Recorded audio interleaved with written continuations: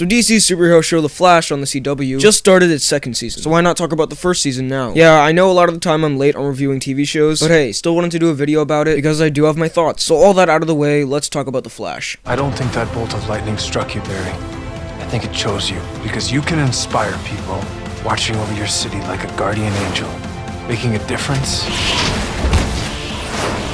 saving people in a flash. So in case you aren't aware, DC pretty much dominates superhero TV shows, and The Flash is one of their biggest contenders. Also, the benefit of reviewing something months after it's come out is that I can just talk spoilers, because most people who wanted to see it have seen it. So there's your spoiler warning. So basically, the plot for the show goes, a guy called Barry Allen gets struck by lightning and he gets super speed. Then villains attack, and thus we have a show. First off, the cast is pretty great. Grant Gustin is a good choice to play Barry Allen. He's really likable and funny when he needs to be, and some of the more serious stuff he pulled off pretty well. In fact, I can sort of just say about almost everyone in the show. They're really likable, but can also be serious. I also really like the Flash's crew, Cisco, Caitlin, and eventually Firestorm. Joe was also pretty good, and Iris, most of the time she was really good, but sometimes she just kinda acted like a jerk for no reason, though I'd have to put that more down to the writing. The other performances range from pretty good to someone in a high school play. Seriously, I'm not asking for Daniel Day-Lewis or anything, but one or two of these interchangeable villains, they weren't the best. However, a definite highlight of the show is Harrison Wells. This guy just got more interesting as the show went along, in no small part thanks to Tom Cavanagh's performance. I'm sorry if I mispronounced that. As far as the plot and general episodes go, the origin story is thankfully kept short, and it's simple and easy to understand. The show also does a good job of, at the start, setting up the reason for so many random villains just popping up, that being the particle accelerator. That does, however, mean, though, that much like other comic book shows, it starts off very monster of the weekish, where each episode there's a new villain to take down. And at first, it's great. I love seeing some weird comic book villains in live action, but it does start to get a bit repetitive and follow a certain formula, which is something I will say. The show starts off a little bit weak. Not bad by any stretch, but not great yet. But it gets better and better as it goes along, and by the last episode, it's pretty spectacular. The tone of the show on the whole is fun and light and comic booky, with a lot of funny moments, which is perfect for a character like the Flash. Not everything has to be mopey and dark. There are a lot of kinda stupid and cheesy moments, but that's the thing. Comic books in general have a lot of stupid, cheesy moments. At least most of them do. And that's fine, it's part of what makes them enjoyable. So it's also perfectly fine for a comic book show to have those things. The action and special effects are pretty amazing. You wouldn't think they could do the super speed stuff for every episode on a cable TV show, but they do. Some few green screen effects might look a bit off, but those are made up for by some shots that look totally amazing. Which is good, because if the Flash's main superpower looks like garbage, you wouldn't really be able to take the show seriously. The Flash's costume is also pretty awesome. I personally like the one they've gotten in season 2 a little bit more, but still, this one is really good, especially compared to what we've gotten in the past. Another thing I liked about this is that it's not afraid of the comics. From day one, it shows goofy comic book villains that you wouldn't think they'd be able to do. Weather Wizard, Captain Cold, the Trickster, they even managed to have a giant talking telepathic gorilla, and it was actually pretty cool. When reading the comics, you wouldn't think that you'd ever be able to see a Flash versus Gorilla Grodd fight in live action, but this show delivered it. And this show doesn't just stop at bizarre, insane comic book villains, it goes even farther to time travel and alternate dimensions. Which, first off, I just want to say props for the guts. Most shows wouldn't dare to go there, but The Flash goes the extra mile and it works in the end. So this whole time travel stuff was really cool to me, as things start slowly getting revealed throughout each episode until it builds up to the epicness of the season finale. Let's talk about that finale real quick. First off, there was Firestorm, Green Arrow, and the Flash all taking on the Reverse Flash. Awesome. Although I'm pretty sure they just ruined the whole show of Arrow. The history books say